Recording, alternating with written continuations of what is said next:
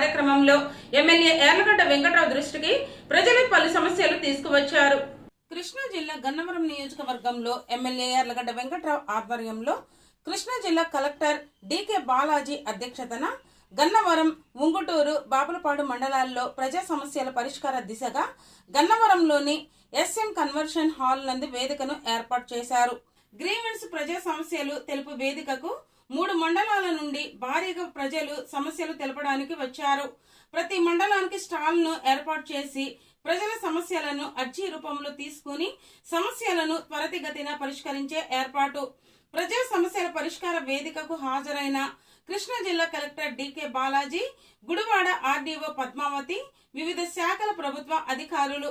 ఈ సందర్భంగా ఎమ్మెల్యే యార్లగడ్డ వెంకట్రావు మాట్లాడుతూ గన్నవరం నియోజకవర్గంలోని ప్రజల సమస్యలు తీర్చడానికి జిల్లా యంత్రాంగాన్ని, అధికారులను ఏర్పాటు చేసి ప్రజా సమస్యలు పరిష్కరించే దిశగా ఈ వేదిక ఏర్పాటు చేయడమైనది. గన్నవరం నియోజకవర్గాన్ని మోడల్ నియోజకవర్గంగా తీర్చిదిద్దుతాను. పరిశ్రమలు, ఐటీ కంపెనీలు తీసుకువచ్చి యువతకు ఉద్యోగ అవకాశాలు కల్పిస్తాను. నియోజకవర్గంలో 15,000 మంది యువతకు ఉద్యోగ అవకాశాలు కల్పిస్తాను.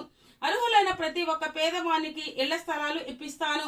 ఇప్పటి వరకు నియోజకవర్గంలో పనిచేసిన ఎమ్మెల్యేల కన్నా మెరుగ్గా పనిచేస్తానని ఆయన అన్నారు.